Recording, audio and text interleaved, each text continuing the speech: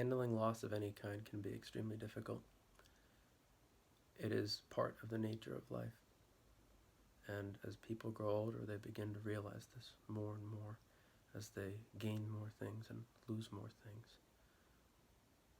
Through my life, I lived in a house in New Jersey with a family that was united. Then my parents got divorced, so I lost my father being there. I moved from New Jersey to Florida. I lost my whole life and my whole set of friends in New Jersey, as well as even being near my father. When I went from high school to college, I lost my routine.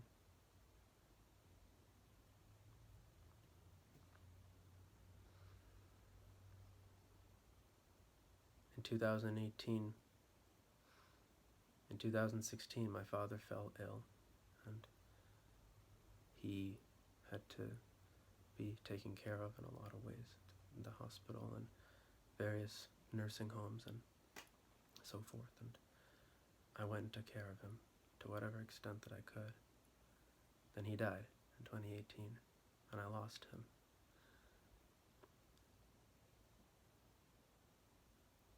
And it's no joke to lose a parent. It's no joke at all.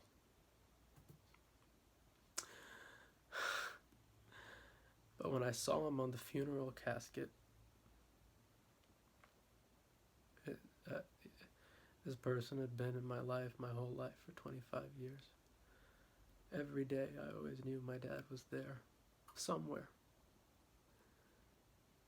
And he was a fixture of my life. And in March 2018, he died, and he became a memory. It's been 2 years since that day. And he's now just a figment of history, when he was so important to me before. And in 10 and 20 years, it'll almost be irrelevant what happened when he was alive, because it's going to be so much time would have passed since then. So I lost him. And loss can be an amazing teacher. We cling to things a lot. We cling to our positions in life as if they must remain fixed, or as if they can only improve. We cling to our ideas and our identities and the people around us, and we do not engage as freely in the free flow of life as we could, because we're attached psychologically to a lot of things. To see a loss as real and profound as the loss of my father showed me I need to drop it all the constructs in my mind, all of the fear and hesitation, because sure as he was lying in that casket, I will too one day. And I'll probably look a lot like him. And I decided that day, I need to be a pro tennis player, and I need to do other things with my videos and my life. And it opened a door to a new dimension. The night of his funeral, after he was cremated, after I was there at the crematorium, and his body was there, and I put flowers on it. And I kissed him. I kissed his body, his head. And I gave him this pin. It's a Star Wars pin that I bought at Disney. It's a pin of Darth Vader, like, a pin you wear here. It says, #1 dad in the galaxy. And I've been holding that pin for a year. And I wanted to give it to him when he was alive, but he was in the hospital and it would have probably got lost. So I put it on his casket. I put it right here.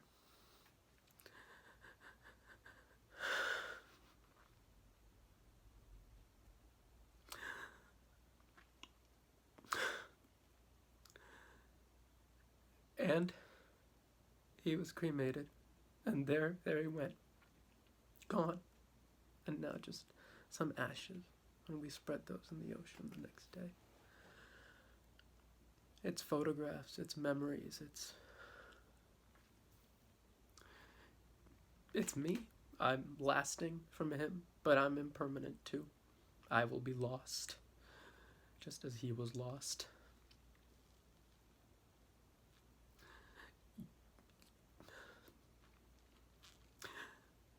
You lose everything, eventually.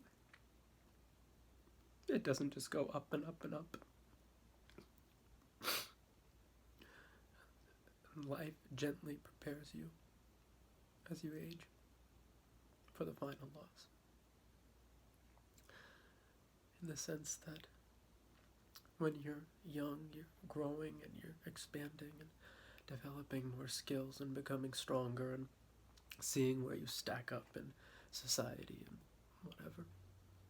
As you get older, your joints begin to creak, you get injuries more easily, lose your parents. So many friends have come and gone. So many fads have passed. You've seen decades.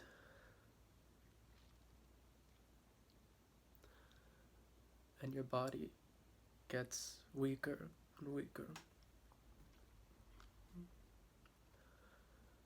until it can't survive anymore. How do we handle loss? We have to tap in to the fact that we are more than just our bodies and more than just who we are in this moment and in this life as it seems. We are eternal beings, taking a temporary form, a temporary identity, and a temporary life which is subject to gain and guaranteed for loss. We have to enjoy it as it happens, but all of our attachments will be stripped. And instead of denying it or running from it as it happens, it'll be difficult. But we must accept, especially with the loss as final as the death of a loved one. But a series of losses will occur through life. And with each loss is a new opening.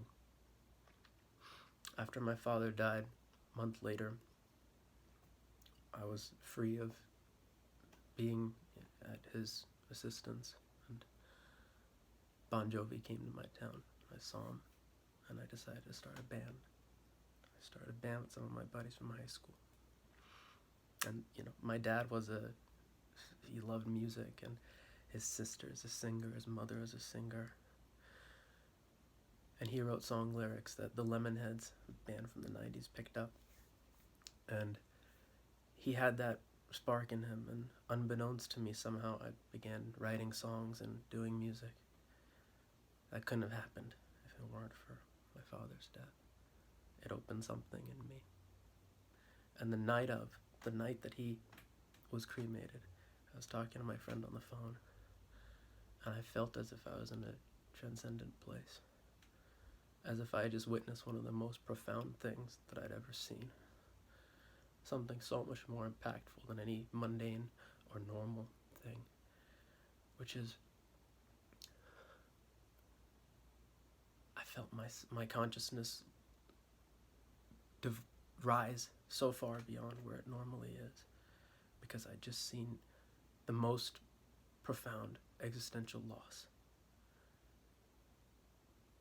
And I felt so light and so free, as if I was relieved of all of my fears, relieved of my burdens.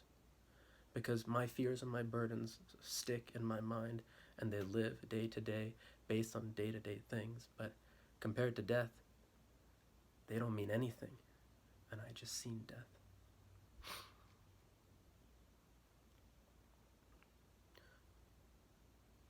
We have to learn to let go of all that we fear to lose. And because we will lose it. And to feel grief after loss is natural. Whenever you have something, when you lose it, if you value it, you'll be sad. But there's a deeper dimension of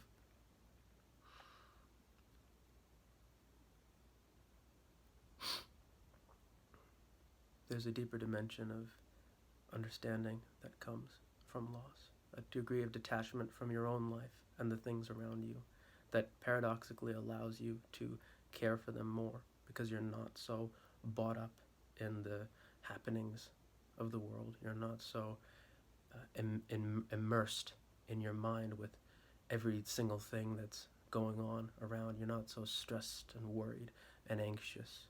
You rise beyond that, and you can do things with pleasure and with joy without a sense of heaviness, without a sense of neediness and clinging. And you're able to do a lot better with the things that you do, succeed more at various things, develop better relationships. The thing is, all of those at the end, after death, when you're not here to experience them anymore, they're left behind and you're somewhere else. But others live in the lineage of the world that you did live in. Your actions make a difference for the people today and for the infinity of people to come. What can we learn from loss? We can learn that nothing is permanent. Nothing. No matter how solid it may seem. We can learn that our fears and our worries are not permanent. And we can cultivate love in our hearts. Love for everybody and everything, which is only possible to do when a person's mind goes beyond their ego and the more petty things that they're thinking about. It's when they're motivated to push into a deeper zone. Normally because of something as devastating as loss.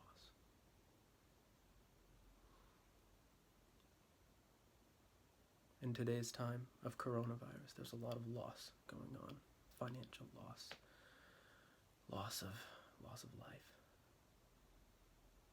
Everything is changing in a way we didn't expect.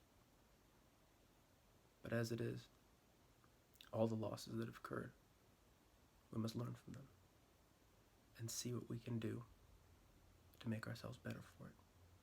See what we can do to be less worried in general. See what we can do to open up into our life purpose. See what we can do to change and transform through the moment. See what we can do to heal ourselves and the people around us. See what we can do to be there for each other. And see what we can do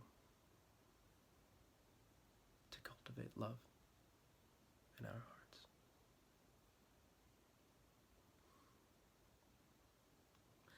At the end of the day, it matters more than anything. I got into fights with my father about some serious topics. If I knew he was going to die a few months later, I wouldn't have even bothered. I wouldn't have said a thing. I would have just been there for him, my only dad. But I'm human, and I learned my lesson. But of course, you can only learn so fast. So I've still made fights where I don't need to. I've still made mistakes. No matter how many times the lesson is given, it only sinks as much as you're able to take it in and then go through the painful and sometimes extremely painful process of changing and allowing things to change you. Going through the hard work of self-development, the hard work of self-purification. And when somebody does that, their very living expression, everything they can attract, everything they can do becomes better, and they feel more love in their hearts.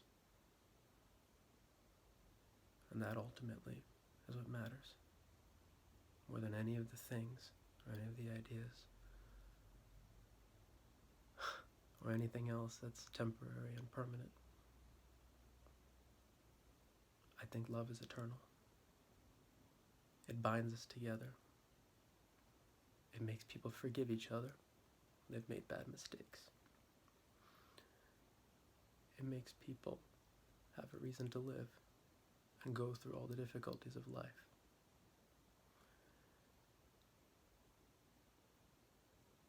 It brings beauty into the world.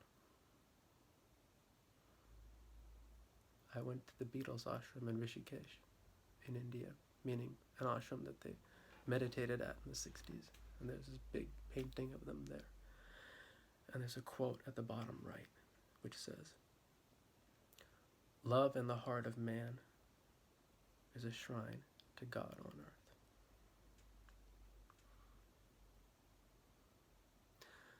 I heard about a guy who killed himself because he got really depressed during isolation because of Corona.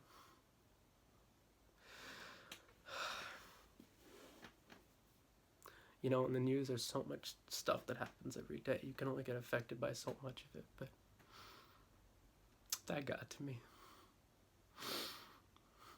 It's so important that we're there for each other.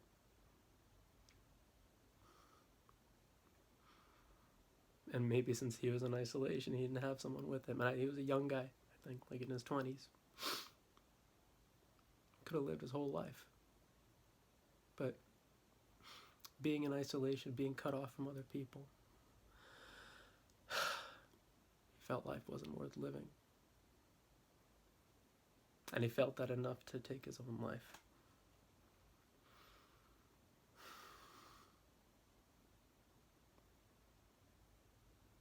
We gotta be there for each other, especially during coronavirus time. We gotta use computers and phones to reach out to people that we wouldn't have time to do otherwise, and who we wouldn't reach out to otherwise. Because people are hurting.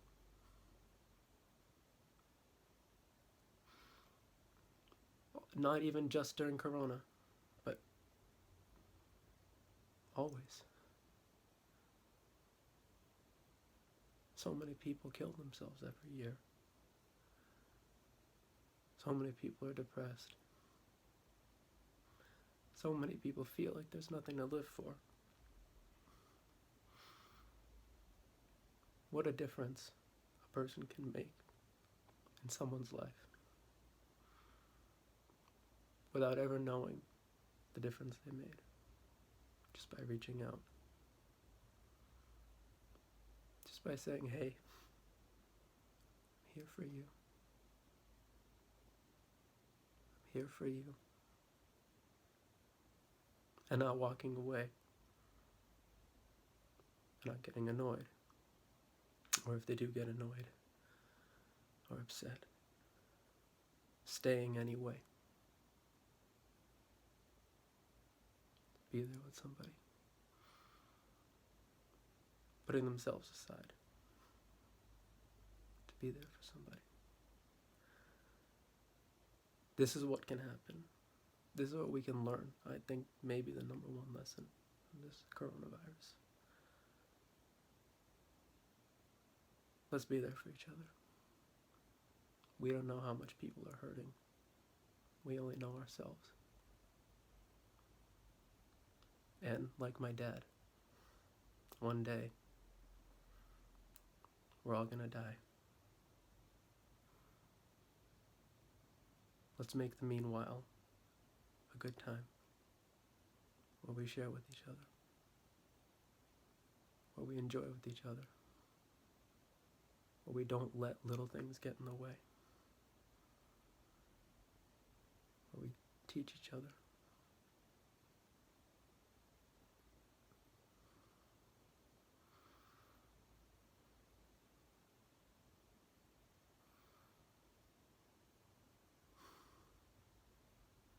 where we love each other.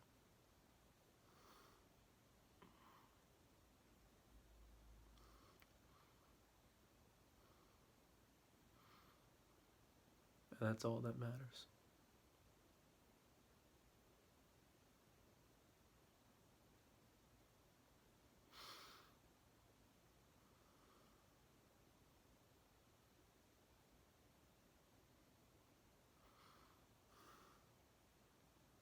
Where we're vulnerable for each other.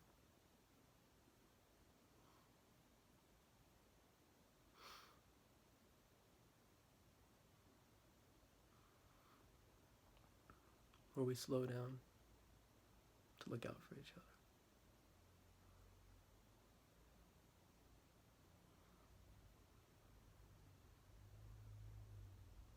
And we can make the earth a very beautiful place.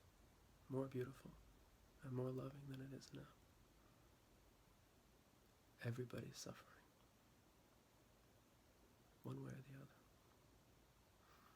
No matter how it looks. No matter how they hide it. Everybody.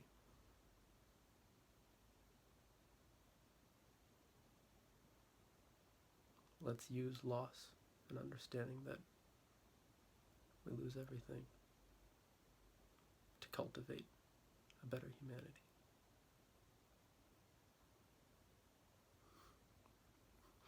It's one of the lessons I've learned from loss. And I've lost a lot of things. I lost a lot of people. And through my life, more people will come into my life, more people will leave.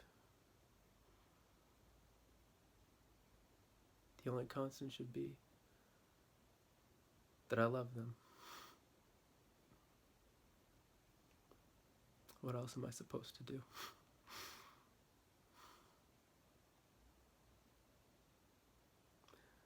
This is Jay Shaw.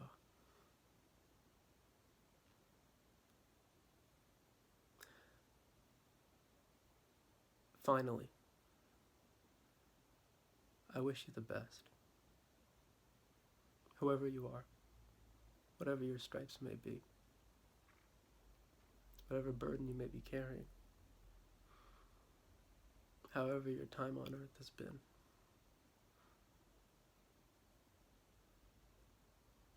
I wish you the best.